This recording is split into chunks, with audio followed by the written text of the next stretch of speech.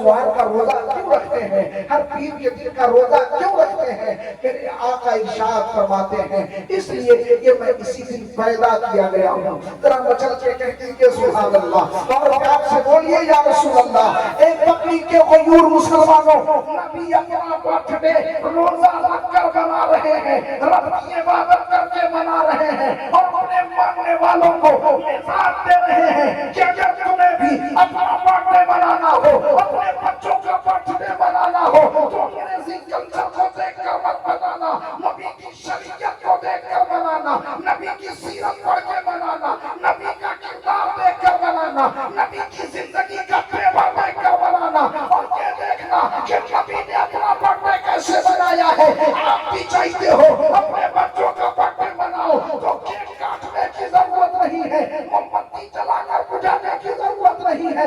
جس دن آپ کے بیٹے کا برتھ ڈے ہو، باپ بھی روزے سے رہے، ماں بھی روزے سے رہے، دادا بھی روزے سے رہے، دادی بھی روزے سے رہے، گھر میں جتنے لوگ روزہ رکھنے کے قابل ہو وہ روزہ رکھیں، اور جب شام کو افطار کا وقت آئے افطار سامنے رکھ لیجئے، اپنے ہاتھوں کو رب ذوالجلال کی بارگاہ میں اٹھا کر دعا کیجئے، اے میرے پروردگار میں نے تیرے محبوب کی سنت پہ عمل کرتے ہوئے تیرے لیے روزہ رکھا ہے، مولا میری روزے کو قبول فرما لے، اے پروردگار میری بیٹے کو لمبی زندگی عطا فرما، اے میرے پروردگار اسے سلیقہ زندگی عطا فرما، اے پروردگار اسے غلام مصطفیٰ بنا دے، اے پروردگار اس کے دل میں عشق مصطفیٰ کی شمع جلا دے، اے پروردگار اسے دنیا میں بھی کامیاب کر دے، آخرت میں بھی کامیاب کر دے۔ اے پکڑی کے غیور مسلمانوں، جب آپ افطار کے بعد اپنے رب کی بارگاہ میں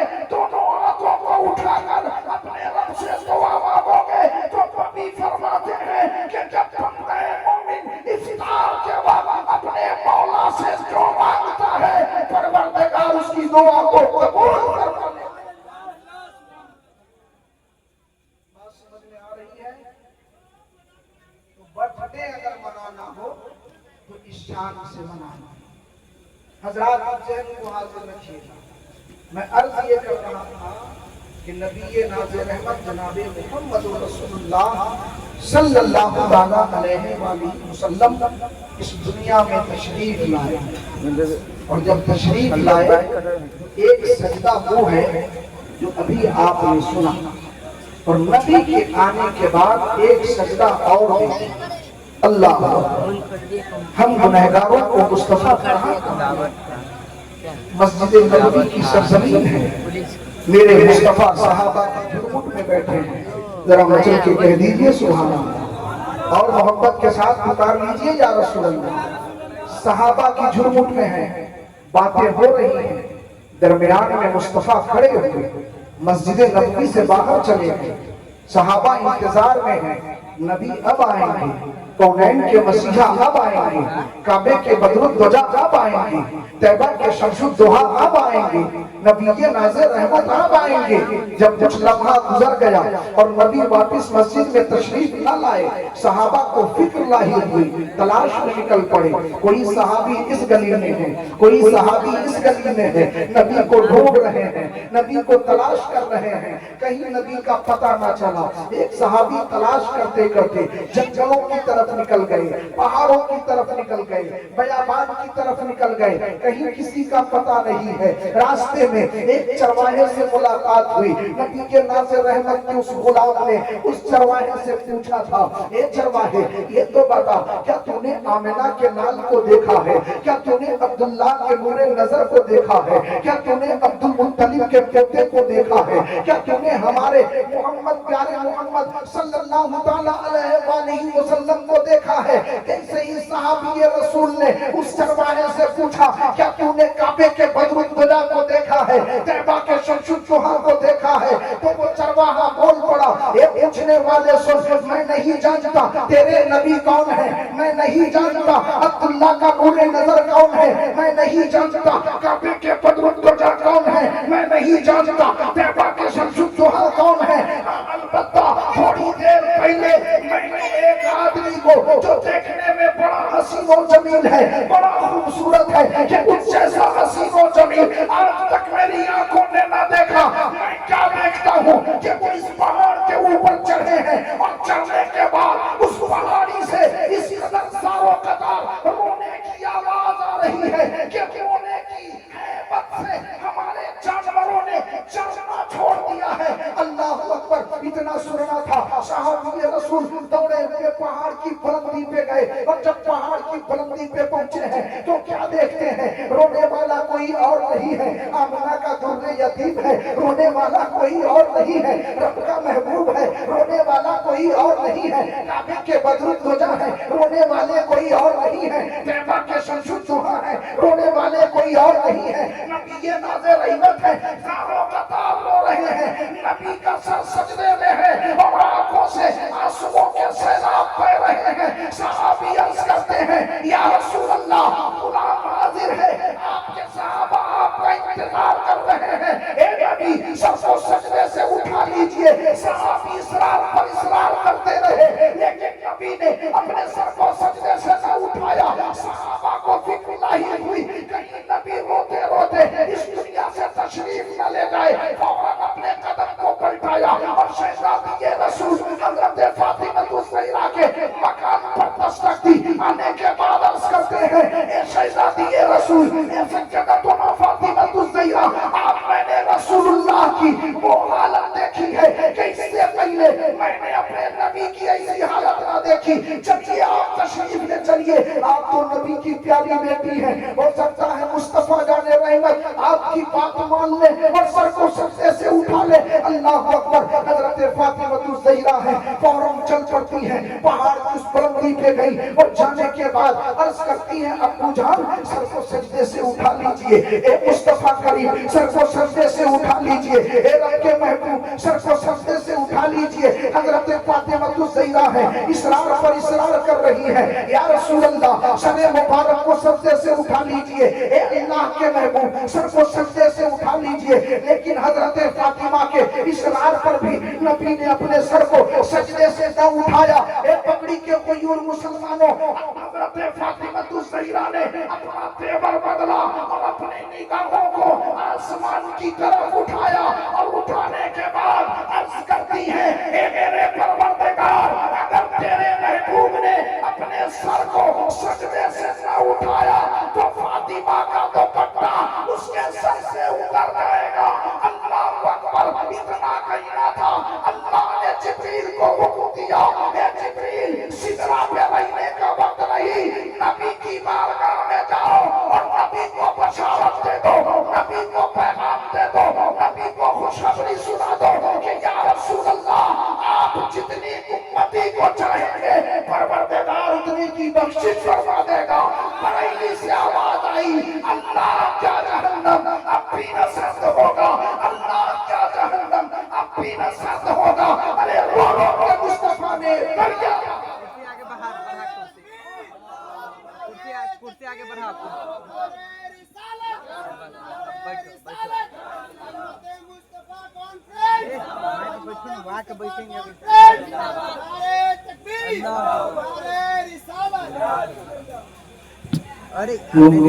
بولیے یا رسول اللہ اور پیار سے بولیے سبحان اللہ. ایک بار دونوں ہاتھوں کو اٹھا کر بول دیجئے لبیک یا رسول اللہ اور محبت کے ساتھ لبیک یا رسول اللہ. عظمت مصطفیٰ کانفرنس میں آنے والوں ذرا دیکھیے تو آپ کے نبی کی عظمت کیا ہے، ذرا دیکھیے تو آپ کے نبی کی شان کیا ہے. بریلی سے آواز آ رہی ہے واہ کیا جود و کرم ہے شہ بتا تیرا، نہیں سنتا ہی نہیں مانگنے والا تیرا. اور یا رسول اللہ فرش والے تیری شوکت کا علو کیا جانے، خسروا عرش پہ اڑتا ہے پھریرا تیرا. لقد من اللہ علی المؤمنین اذ بعث فیہم رسولا. اللہ نے مومنوں پر احسان کیا کہ ان میں اپنا پیارا رسول بھیج دیا. حضرات احسان کیوں؟ اسی لیے کہ میرے مصطفیٰ ہم گنہگاروں کے لیے آنسو بہا رہے ہیں، پیدا ہو رہے ہیں آنسو آنسو بہا رہے ہیں، پیدا ہو رہے ہیں، ہم گنہگاروں کو یاد کر رہے ہیں۔ اے میری قوم کے غیور مسلمانوں، ذہن کو حاضر رکھیے گا، نبی ناظر رحمت کی آمد پر اللہ نے مومنوں پر ہی احسان کیوں جتلایا؟ تو آئیے، اللہ نے اس کائنات میں بے شمار نعمتوں سے آپ کو نوازا ہے۔ اللہ نے رہنے کے لیے زمین دیا، یہ اللہ کا بہت بڑا کرم ہے۔ آسمان کا شامیانہ دیا، اللہ کا بہت بڑا فضل ہے۔ اے میری قوم کے غیور مسلمانوں، چاند کی چاندنی دی، سورج کی روشنی دی، ستاروں کا جمال بخشا، کھانے کے لیے کھانا دیا، پینے کے لیے پانی دیا۔ اتنی نعمتیں اللہ کی ہیں کہ اگر آپ اسے گننا چاہیں، اسے شمار میں لانا چاہیں تو آپ گن نہیں سکتے ہو، اسے شمار میں نہیں لا سکتے۔ اور آئیے، ایک طرف اللہ کی نعمتوں کو رکھیے اور دوسری طرف قرآن کا ارشاد پڑھیے۔ قرآن کہہ رہا ہے وَإِن شَكَرْتُمْ لَأَزِيدَنَّكُمْ وَإِن كَفَرْتُمْ إِنَّ عَذَابِي لَشَدِيدٌ۔ اے پتنی کے غیور مسلمانوں، اگر اللہ کی نعمتوں کے ملنے پر تم اس کا شکر ادا کرو گے تو اللہ نعمتیں اور بڑھا دے گا، اللہ اپنے فضل کی اور بارش فرمائے گا۔ اگر اس کی نعمتوں کے ملنے پر تم خوشی کا اظہار کرو گے، شکر بجا لاؤ گے تو اللہ اپنے فضل کو اور بڑھا دے گا۔ وَإِن كَفَرْتُمْ إِنَّ عَذَابِي لَشَدِيدٌ۔ اور اگر اللہ کی نعمتوں کی ناشکری کی تو یاد رکھو اللہ کا عذاب بہت سخت ہے، اس کی پکڑ بہت سخت ہے۔ اے پکڑی کے غیور مسلمانوں، ہمیں مزاج کیا ملا کہ اللہ نے جو ہمیں نعمتیں دی ہیں ان نعمتوں کا شکر بجا لینا یہ بندے پر واجب ہے، یہ ضروری ہے۔ اگر ہم نہیں بجا لاتے تو ہم عذاب میں گرفتار کیے جائیں گے، رب کی بارگاہ میں پرشش ہوگی، اللہ کی بارگاہ میں پکڑ ہوگی۔ اب آپ کہو گے اللہ کی اتنی ساری نعمتیں ہیں، ہم ان نعمتوں کا شکر کیسے ادا کریں جبکہ ہم نعمتوں کو جانتے تک نہیں ہے۔ صرف مظفر پور کی سرزمین پر اللہ کی جتنی نعمتیں ہیں آپ اسے نہیں جانتے ہو، پورے ملک ہندوستان میں اللہ کی کتنی نعمتیں ہیں آپ کہاں سے جانو گے؟ اور جب جانو گے نہیں تو ان نعمتوں کا شکر کیسے ادا کرو گے؟ اور جب شکر ادا نہیں کرو گے تو اللہ فرماتا ہے وَإِن كَفَرْتُمْ إِنَّ عَذَابِي لَشَدِيدٌ۔ اگر تم نے میری نعمتوں کی ناشکری کی تو میری پکڑ بہت سخت ہے، میرا عذاب بہت سخت ہے۔ اے پکڑی کے غیور مسلمانوں، پھر اللہ کی نعمتوں کا شکر کیسے ادا ہوگا؟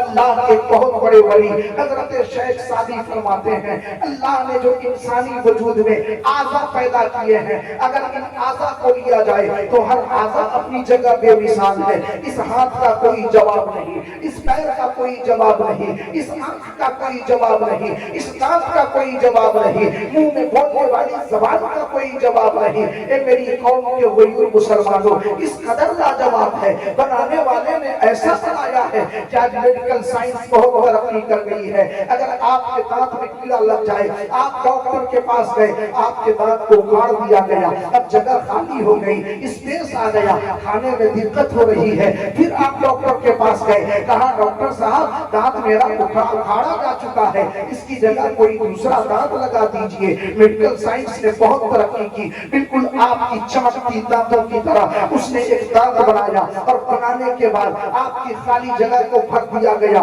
لیکن جن لوگوں نے یہ دانت لگوایا ہے ان سے پوچھئے کیا اللہ نے جو دانت عطا کی تھی کیا اس جیسی کاٹ اس دانت میں ہے؟ ہرگز نہیں ہے۔ کیا وہ چبانے کی صلاحیت ہے؟ نہیں ہے۔ اے میری قوم کے غیور مسلمانوں، میڈیکل سائنس نے بہت ترقی کر لی، آپ کے آنکھ کی روشنی اگر چلی جائے، جائیے ڈاکٹر کے پاس، بڑے قیمتی لینس آ گئے ہیں، لیکن لینس لگانے کے بعد بھی ڈاکٹر آپ کو کہے گا آپ کو زور سے مل نہیں سکتے ہیں، آنکھوں میں زیادہ پانی نہیں مار سکتے ہیں، کھٹا نہیں کھانا ہے، میٹھا نہیں کھانا ہے، ہزار طرح کے پرہیز آپ کو بتائے جائیں گے۔ ان احتیاط کے ساتھ آپ کو زندگی گزارنی پڑے گی۔ اے میری قوم کے غیور مسلمانوں، ندیم السما مزاج دینا چاہیتا ہے، جو آنکھ میرے پروردگار نے بنائی ہے، جو آنکھ میرے اللہ نے ہمیں عطا کی ہے، اس کا مقابل نہیں ہے، اس کا کوئی بدل نہیں ہے، اس کا کوئی ثانی نہیں ہے۔ اے میری قوم کے غیور مسلمانوں، میڈیکل سائنس نے بہت ترقی کر لی ہے، اگر کسی کا ہاتھ کٹ جائے بالکل ہاتھ کی جیسا اسی کی طرح دیکھنے میں اسی کی طرح کھان والا ایک ہاتھ بنا کر کے بازو سے ٹچ کر دیا جاتا ہے، لیکن میں آپ سے پوچھنا چاہتا ہوں کیا اس ہاتھ میں وہ حرکت ہوتی ہے جو پہلے والی ہاتھ میں تھی؟ کیا اس ہاتھ میں پکڑنے کی وہ صلاحیت ہے جو اللہ نے بنایا تھا؟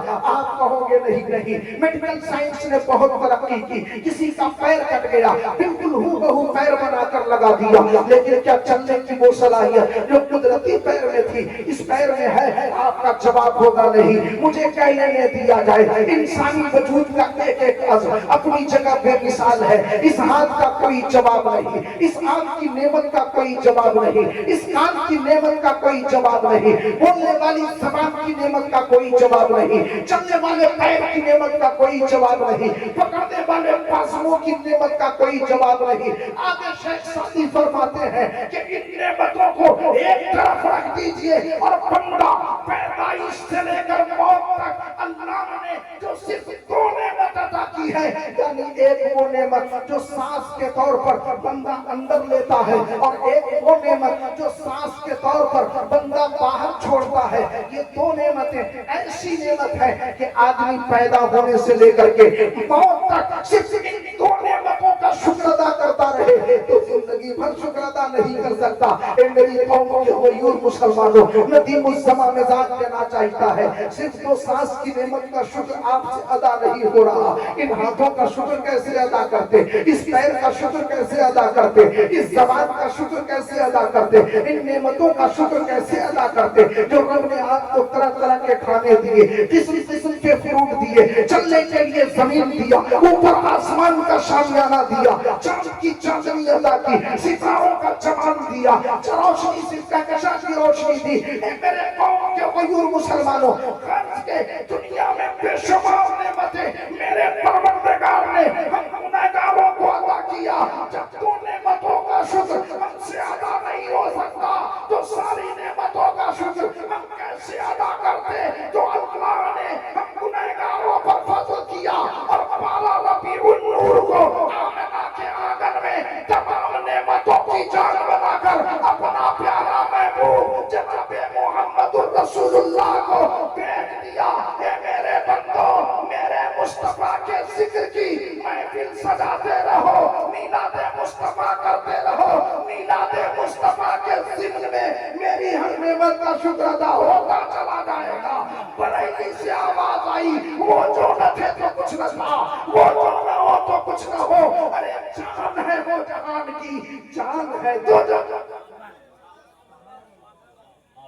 نعرہ تکبیر، نعرہ رسالت، عظمت مصطفیٰ کانفرنس، نعرہ تکبیر۔ بات سمجھ میں آ رہی ہے؟ ذرا مچل کے بولیے نا سبحان اللہ۔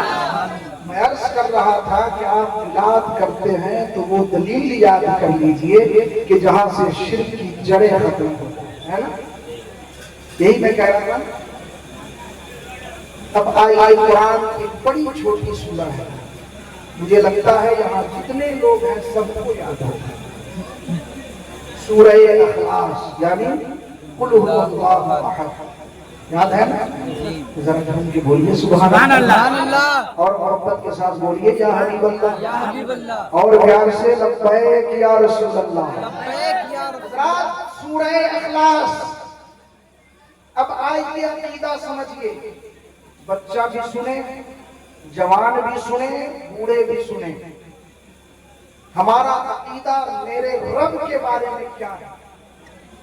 قرآن کہہ رہا ہے قل هو اللہ احد، اے محبوب آپ فرما دیجئے کہ اللہ ایک ہے۔ کیا؟ اللہ ایک ہے۔ تو اللہ کے بارے میں ایک عقیدہ کیا ہوا کہ اللہ ایک ہے۔ اللہ الصمد، اللہ بے نیاز ہے، جھوم کے اللہ بے نیاز ہے۔ کیا مطلب؟ آپ کے نماز کی اسے ضرورت نہیں، آپ کے روزے کی اسے ضرورت نہیں، آپ کے حج کی اسے ضرورت نہیں، آپ کے عبادتوں کی اسے ضرورت نہیں، یہ تو آپ اپنے لیے کرتے ہیں، اس میں آپ کا فائدہ ہے۔ اللہ الصمد، اللہ بے نیاز ہے، تو یہ ایک عقیدہ کہ اللہ بے نیاز ہے۔ اب آئیے آگے، لم یلد ولم یولد، سبحان اللہ، جو کہ سبحان اللہ، اور پیار سے لم یلد ولم یولد، اسے کسی نے پیدا نہیں کیا۔ بات سمجھ میں آئی تو بولیے نا سبحان اللہ۔ اسے کسی نے پیدا نہیں کیا، اس کا کوئی باپ نہیں، اس کا کوئی بیٹا نہیں۔ اے پکڑی کے غیور مسلمانوں، گویا اسلامی گھر میں پیدا ہونے والے بچے کا یہ عقیدہ ہے کہ میرا رب وہ ہے جسے کسی نے پیدا نہیں کیا، وہ اپنے آپ